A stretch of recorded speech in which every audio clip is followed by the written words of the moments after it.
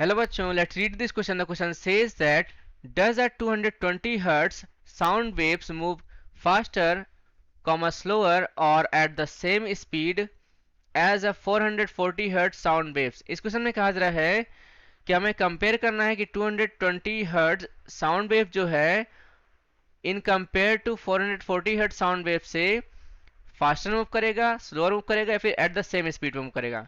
चलिए इसको सॉल्व करते हैं स्टेप बाय स्टेप। यहां लिखेंगे सबसे पहले क्या हम लोग की कॉन्सेप्ट, राइट। सो जैसा कि हमें पता है कि स्पीड ऑफ साउंड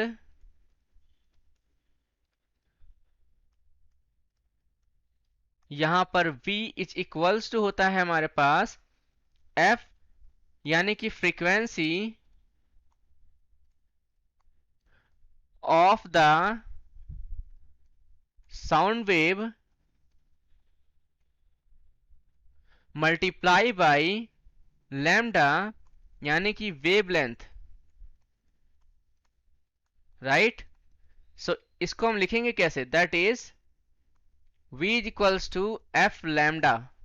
सो यहां पे आप देखोगे जो हमारे पास स्पीड ऑफ साउंड है वो डायरेक्टली प्रोपोर्शनल है किसके, फ्रीक्वेंसी और वेवलेंथ के। यहां पे लिखेंगे क्या हम लोग, यहां लिखेंगे कि एज स्पीड ऑफ साउंड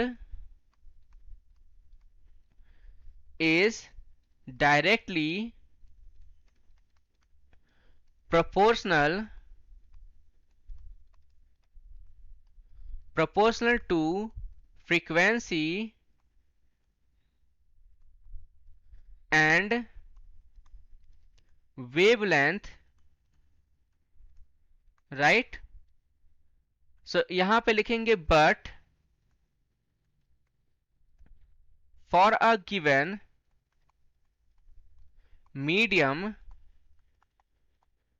किसी दिए हुए मीडियम में जो स्पीड होता है, speed of all waves are, या फिर ना लिखेंगे speed of all waves of sound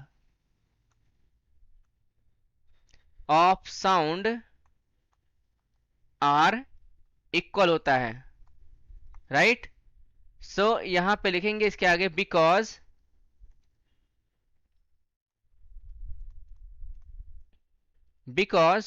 for a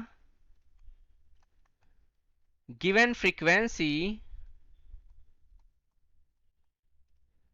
जो वेवलेंथ होगा हमारे पास,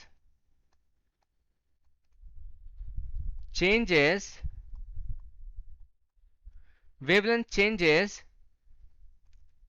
सो दैट इस केस में जो हमारे पास स्पीड होगा वो क्या होगा, speed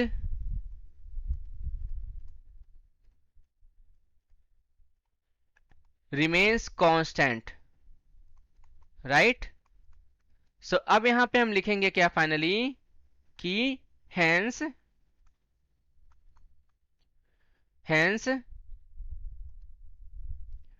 a 220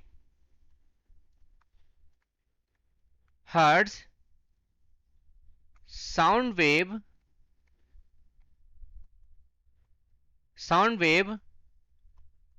move at same speed as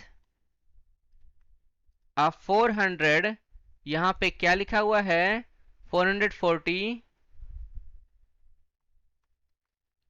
hertz sound wave, right.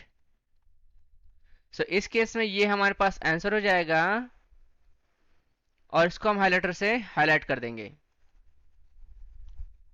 So I hope you understood well, best of luck, thank you.